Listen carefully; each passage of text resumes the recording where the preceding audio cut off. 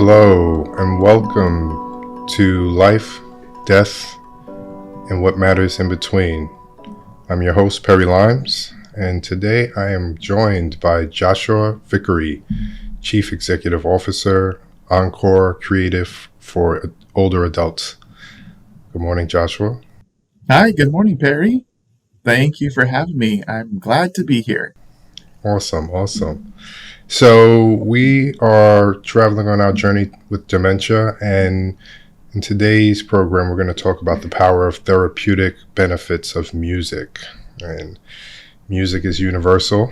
Everybody is touched by music in some kind of way. So with that said, Joshua, I'd like for you to, tell us a little bit about yourself, give us a background on what you do, and go for it. Yeah, so I am now honored to be the first ever CEO of Encore Creativity for Older Adults. We are the nation's largest and fastest growing choral arts programs for older adults, located in multiple cities and communities.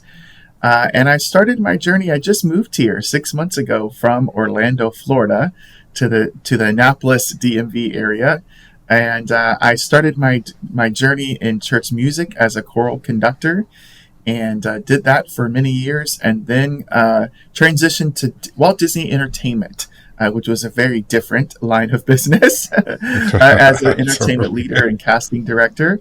And in that, started the nonprofit that I founded in 2010 and led for 12 years, called Central Florida Community Arts, which was a very large arts organization: choirs, theaters, youth programs, dance programs for all ages and all abilities across the Central Florida region. And so after leading that for 12 years, I realized that my passion really lies around creating opportunities for older adults, and was thrilled when I was offered the opportunity to come and lead this awesome organization. That is incredible. I was going to say, hopefully you're bringing some of that good Orlando weather with you up here too. I don't know though, because here it is, almost May. It's still a little cold, so I must be doing too good. Maryland weather is a little schizophrenic, but it's a great place, and you're in a great area of the state. So welcome to our area. So before we get started, as we've discussed in previous episodes, to help us better understand a person's journey with dementia, we've created a composite patient, and his name is Joe. And this patient, Joe, lives with his wife, Veronica, for the past 40 years and has adult daughters who live out of state. At this stage of Joe's journey with dementia, Joe's daughters are curious about additional techniques and interventions such as music that may be helpful for individuals with dementia. So keeping Joe in mind, when you think of a person with dementia, what role does music play in their journey with dementia? Yeah, it's a beautiful question. So we all know, as you said it, music is universal, that all of us, no matter where chapter we are in our life stage, we enjoy music, and music is connected to memories. If you think about, when your kids were growing up, or when you went to prom, or the first, song you were blasting when you got your first car, there's music is so interwoven in parts of our life and part of our journey. And unfortunately, the last part of our brain that tends to go is the part that recognizes music. And so as we understand about music, and we understand about memories and how those two are connected, that's why music and programs with dementia has become so important over the last couple of decades. And so music helps us to kind of come out of that space and be able to really remember things that were important. Wow, that's, it's interesting when you say that. Being a middle-aged adult now, you can kind of look back on your life in different decades, and you can pick out songs that have meaning to you because you remember where you were during that time or during that era. So it's good to kind of put that all together. Are there any specific behaviors or conditions related to dementia where music can be beneficial? Yeah, absolutely. I mean, we have seen just music be so powerful in rehearsals. Whether it's early to mid stages of cognitive impairment, aphasia, just other ways that the brain is affected, brain health is affected, music is powerful in those scenarios. We have seen people who have come into rehearsal who have been completely non responsive, who aren't really quite sure why they're there or don't remember being at that rehearsal space before, and at times might even be a little bit belligerent. But once they get into that rehearsal space and they're sitting there with their care partner, and they do hear music that they have connected with memories or a song that was important to them, their face lights up, their chin lifts, and they sing every single word from memory. And it's beautiful to see that connection happen and their eyes really light up. I think equally, Perry, that's beautiful is the care partner who's sitting right beside their loved one, who get just a glimpse of seeing them really, really come to understanding. And those residual effects that we've heard from our care partners happens for hours, sometimes days after experiencing music in that way. That's amazing. So it's interesting. It's kind of good segue into my next topic about music therapy. So my first interaction with a music therapist, I was actually in a room where music therapy was brought in, and the gentleman, as you said, was non-responsive for quite some time, and the daughter wanted to intervene, very much like Joe's daughters. And the music therapist asked the daughters who was his favorite artist, and they said John Denver. So Mm-hmm. the music therapist played a song, and it was like by verse 2, when she was singing to him, he started to kind of join in and sing the verses. So needless to say, Kleenex was in abundance in the room, including myself. We were all crying because it was just amazing to see this man light up just from hearing Mm-hmm. this song. So with that said, what is the difference between music therapy, therapeutic music, and just enjoying music? Yeah, good question. And that's a big topic in the health community. Music therapy has been on the scene longer than these types of programs that we're talking about. Now, we've known for generations that music is powerful to the brain, but in this kind of actual identified way, like the programming that we're doing. But music therapy is different in that music therapy is with skilled professional healthcare therapists who are using interventions to produce health outcomes. And for us in the programs that we're doing, we are using music to create therapeutic outcomes. So there is a little bit of a difference between those two. So with that, are there certain instruments? Is singing involved? Because I know in my experience with music therapy, some of them would actually sing along with the songs. The therapeutic music that Encore is offering. Are there certain instruments, certain genres of music? How does that work? Yeah, so there aren't instruments per se. There is a piano that our conductor Hmm. leads from. There's a lot of movement. And so sometimes that's in the chair, sometimes that's standing. But we find that, partnering music and movement together is extremely helpful. So there's movement, there's poetry reciting, there are kind of brain exercises that we interweave with the musical experiences. But we really treat Sentimental Journey Singers, which is our program for people with early stages of dementia, as a choir. So they get the sheet music. It's a little bit larger print and all of that, but they have a choir folder. Their care partner helps to make sure they're at the right, music, the song, and we pick songs that we know that the demographic that comes to Sentimental Junior Singers would recognize. These are titles that anyone and everyone would know that was on the radio through their early years. And so there's music, there's movement, there's a piano. And then there's songs that we know that they can connect to. So, Joshua, I understand with the Sentimental Journey Singers that they focus on different genres of music, and with the great tsunami or the baby boomers really growing in mass and utilizing a lot of healthcare benefits right now, that's the population that's really being affected by dementia. Is there a certain genre or time period of music that the singers focus on to kind of help kind of stir those memories and bring out those great feelings?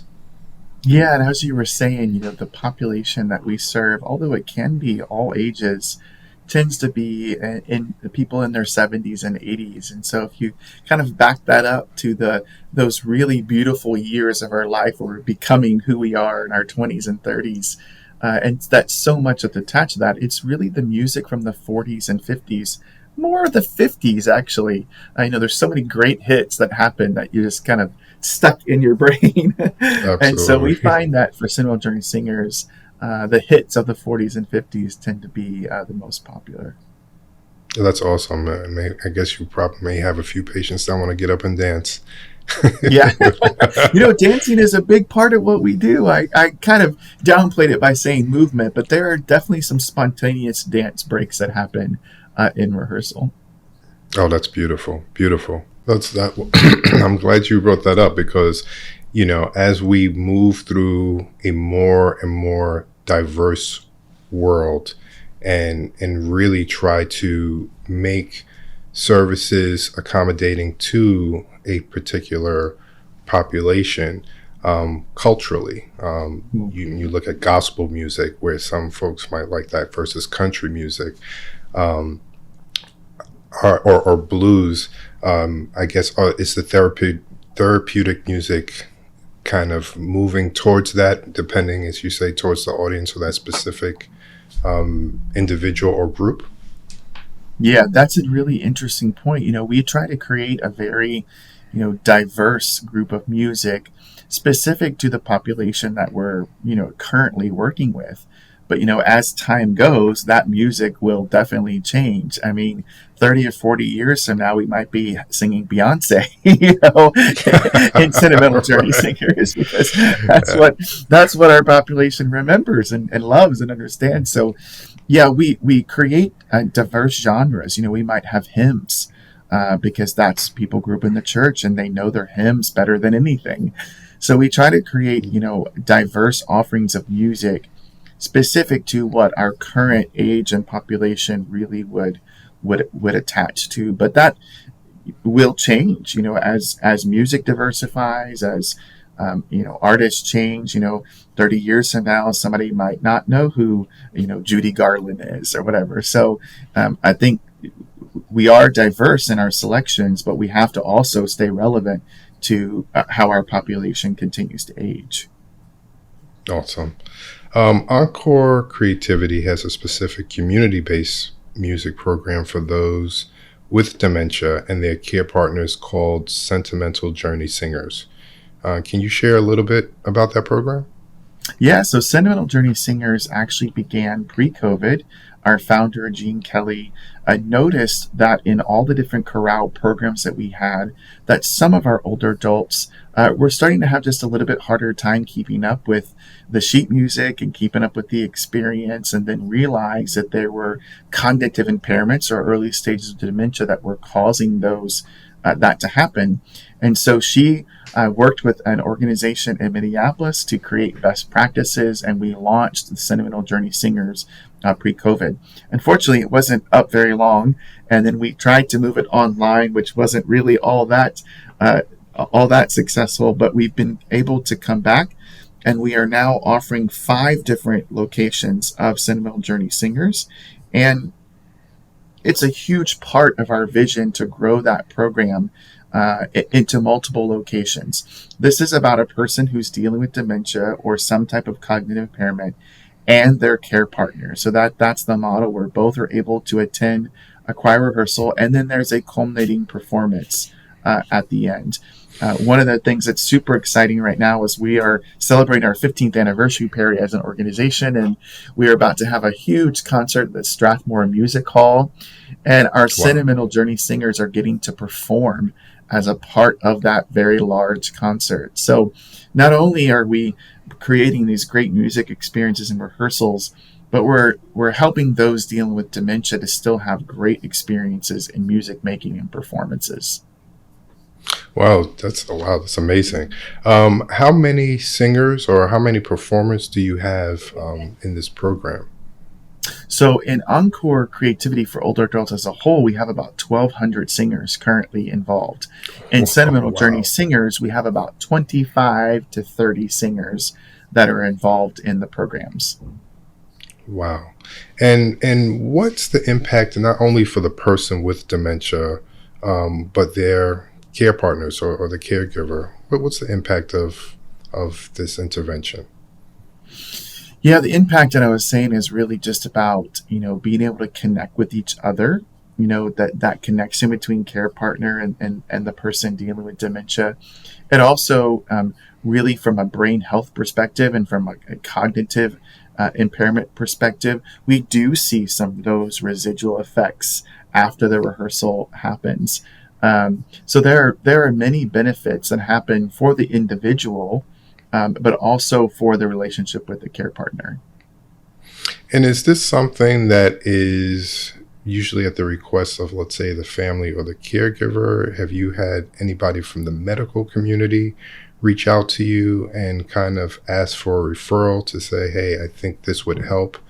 I know as medicine tries to evolve and become more holistic, if you would, are you seeing any of that participation from the medical community kind of seeing the benefit of the therapeutic music? Yeah, the short answer is absolutely yes. When I was in Central Florida, we received a $300,000 grant from the hospital system to create programs like this as a continuum of care once those that were dealing with music therapy services came out into the community. And so we actually had music therapists who worked with this programming, which is super exciting. So we believe that same type of partnership will happen here with Sentimental Journey singers and through Encore Creativity. But we are seeing that support. There's more and more research being done about how music affects the brain, and so the more more research that comes out, I think the more that our healthcare organizations will be supporting this type of programming. I know that music therapists are already our advocates for sure. Absolutely. So and yeah, and 15 years is amazing. Congratulations on that. And that's looking at that from 30,000 feet. It's just really amazing the impact that you have on these communities. But can you share a personal story about the impact of this program has made that you have experienced yourself? Yeah, well, one of the beautiful things about my job as CEO, I focus a lot on fundraising and partnerships and, all sorts of things. But when I get to be in rehearsals and be with our singers, no matter what the age, and our organization is 55 and older, all older adults. And so every single singer is on a different journey, socially, physically, mentally, emotionally, especially coming out of COVID. uh, our older adults are very much on different pages, but what's so beautiful is that music brings them all together on the same page. We're all singing the same notes and the same rhythms and the same message, and it's this moment where I can see this kind of respite for older adults, where they can leave everything at the door and just enjoy the joy of making music together. And so I see on the faces, I can't see because of the mask, their mouths and their smiles, Right. but I can see their Right. eyes and their faces, and I can see the joy that music brings. And so as we have a motto of really singing for life. And so, I know we're focused today on sentimental journey singers and dementia and how that affects music. But for older adults on any part of their journey, music is really, really powerful to that brain health. And more importantly, just the friendships and building community enjoy.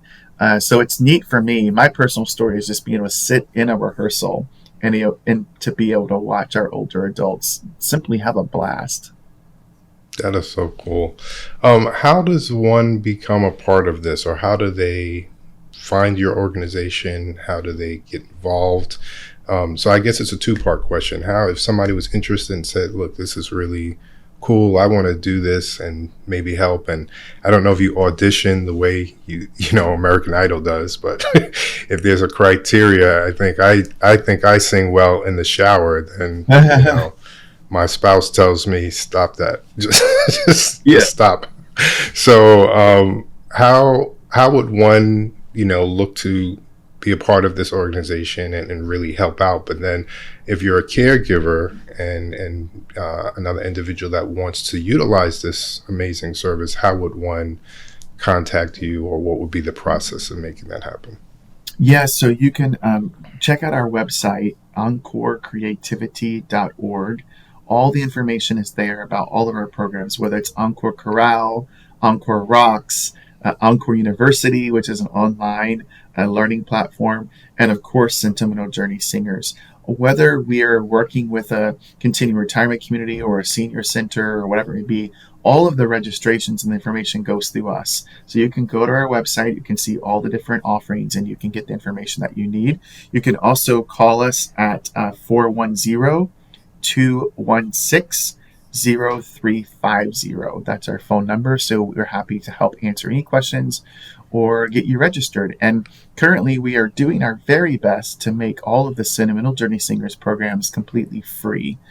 So getting corporate sponsorship dollars or grants. Currently that's how it is, and that's our goal to continue that. So if you are listening and you want to support that programming in any way, please reach out to us, because our goal is to make that beautiful offering for care partners and their loved ones completely free.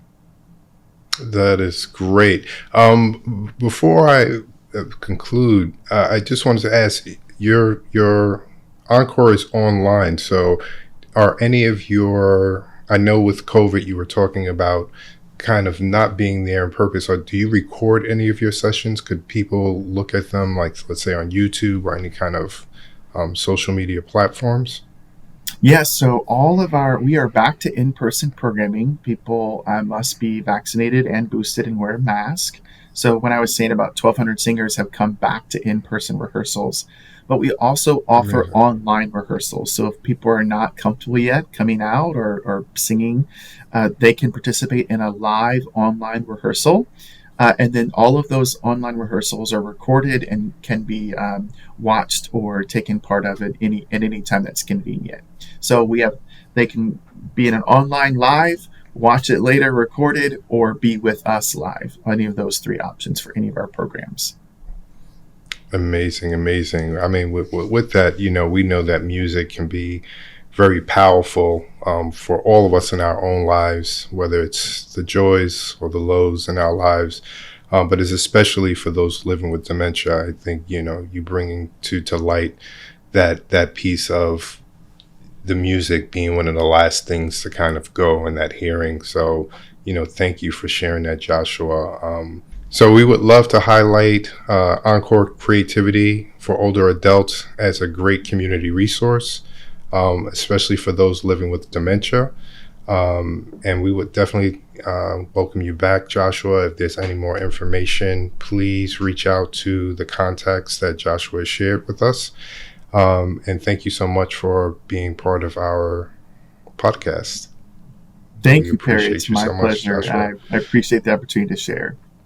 Thank you. And we'd like to thank the John and Kathy Belcher Institute for their generous support for our community outreach and educational programs. Thank you so much for joining us today.